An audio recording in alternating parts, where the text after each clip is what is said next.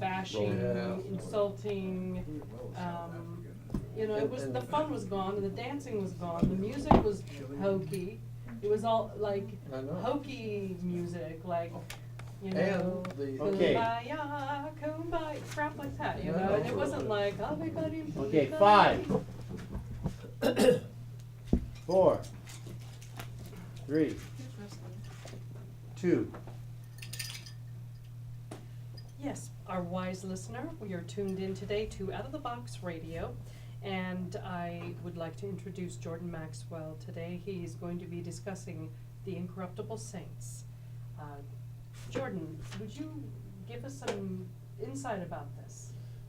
Well, it's a very difficult subject to talk about because it's a phenomena that no one really understands. You have to accept it by faith, and if you see it with your own eyes, then you have to admit it does exist. May I interrupt for a second? I think our listeners would like to know what an incorruptible saint is.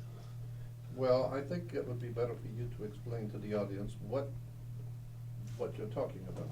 The Incorruptible Saints are people who have evolved into a spiritual place where they've died to the carnal self, and they've become saintly. They have been baptized and they have become Catholics in Vatican I, most of them. There is Vatican II, that's another story. The majority of the ones who we're talking about are from Vatican I, where they really lived the life. They really, really were seriously devout, and they were the majority of the ones who exhibited really supernatural phenomena were Jewish. And what happens is they are exhumed after they've been dead for maybe 100 years, and they take the bones and move them. What happens is the Incorruptibles, first of all, like Saint Bernadette, they dug her up, and she had a lily in her hand, which was still fresh. She smells like perfume. She looked like she was sleeping. She was gorgeous. They didn't have to mummify or do anything. They just left her like that. Miranda, are you saying that the incorruptible saints are those that do not decompose after death? Correct. Is that the definition? That's a good, very good definition. And they have a lot of supernatural phenomena that I'll let Jordan talk about. Have these saints all been part of the same ritual in Catholicism where Yes. they've gone through Yes. the tests and been Correct. beatified? Yes. What distinguishes them from the other saints who are the non-incorruptible saints? Good question. Basically the ones that have been exhumed, meaning dug up, and the ones that scientists who are not Catholic, who are of different faiths, come together, and they have to scientifically test to see if this phenomena, how this could happen, and it's supernatural. It defies natural science as we understand it. That's why it's considered incorrupt, because we know if you leave something out one day, it's going to grow mold on it. But these people have been dead. The key thing here, which I've been told, is that it's the soul. Your soul survives death, and because your soul is so magnificent, it affects your physical body. Because when we return to the life after, we do take up our bodies again. And these particular saints have been processed through the Catholic Church, baptism, communion, holy orders, and they've experienced and then they had all the ceremonies that help the soul to edify. Miranda, may I ask a question? Sure. Is it possible for members of our audience to visit areas of the world and actually see these incorruptible saints? Are they on display, if I may use that word? Yes, anywhere? excellent. You can see Padre Pio. You can see Saint Bernadette. Mostly Italy. If you go to Italy, you can see numerous incorruptible saints. There's over 100 plus incorruptible saints. The reason I pointed out Vatican I is Vatican I, they were very strict. Vatican II, they're not. It used to take almost a couple of years to 100 years to become a saint. Now you're becoming a saint in 6 months because Vatican II has different rules because they changed the process. May I ask Cardinal Jordan a question? Yes. Interrupt. Cardinal Jordan, Miranda had mentioned that Padre Pio can translocate. Can you explain what that is? And is that seen in any other, bilocate, is that seen in any other religion or any other phenomenon? Yes. Sachi Sai Baba of India was said to be able to bilocate and be in two places at the same time. And I have read that there are other religious figures, especially in the medieval world, who were able to be in two places at the same time. My spirit tends to believe that that's possibly true, because I realize that there is for a lack of a better term, a matrix between our physical self and our spiritual presence. And so it would not surprise me if a human could be in two places at the same time.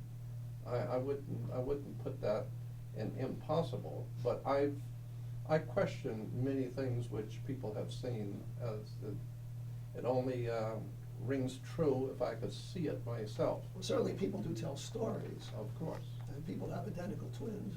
Well, I George, mean, you that's mentioned why- that some of the more ancient writings were from a Hebrew origin. Since we're involved with Catholicism on this subject, is there some relationship with things in the supernatural, like incorruptible saints, in the teachings of the Hebrews? Oh, yes, there's all kinds of implications, shall we say, of humans being made incorruptible, and some saints in the Hebrew tradition were taken by God, never to be seen again, so they in point of fact, did not die, they just were taken, the word was in the Bible. Assumed into Yes, heaven? and so, Enoch. yes, Enoch was taken, he never died, and he's not the only one. But there seems to be, as I said before, some sort of a matrix at work, and I use that term advisedly, but some sort of a hidden dimension to our human life that we just do not understand. But science today, academic world, is today becoming more interested in that idea that just because we happen to be physical, that very well we might be a spiritual entity also. And let me give you an example. In the movie Three Men and a Baby, there's a part in that movie where one of the guys is watching the baby in the bedroom, and gets a knock on the door. He goes to the door, and it's his mother who's come to see the baby. As he's taking the mother into the back room where the baby is, as they pass the bathroom in the bedroom, there's a boy, a 13-year-old boy, standing in the doorway. And the camera picks him up. It's very obvious. But if you're not looking, you never see him because your attention's on the actors. But there's a boy standing in the doorway, and when the mother who allowed the motion picture studio to use that condo in New York to film that movie, she saw that, she flipped out, because that was her son who committed suicide in that bathroom at 13 years old. He was dressed still in the same clothes, they found his body. And so it shows that just because one dies, it does not mean you've changed clothes and got a different, no. Perhaps if you choose to, you can come back and be in the same garb that you left, and can be seen by a camera, because the camera is not going to be deceived, because your spirit is an energy field. Right. And the camera is able to pick up an energy field like it does with heat and other phenomena. So that camera actually picked up the body of a boy that died many years before, and he was standing in the doorway. That's amazing. That alone tells me that suppose that boy, or suppose a human could be alive and be seen in the spirit form in another place. It's at least possible. That actually brings up something that happened to me. I was a teenager, and I saw this very spiritual person. He was maybe 20 years old at the time. And I was always amazed at his energy was electrifying. His presence was enormous. And I said goodbye to him. He says, "I'll see you soon. I'll see you later." And I said, "Oh, okay." And so I'm driving, I drove 20, 30 miles away, right? And I pass a guy on a bicycle. This is like an hour later, right? And it was him on this bicycle. And in the rear view mirror, he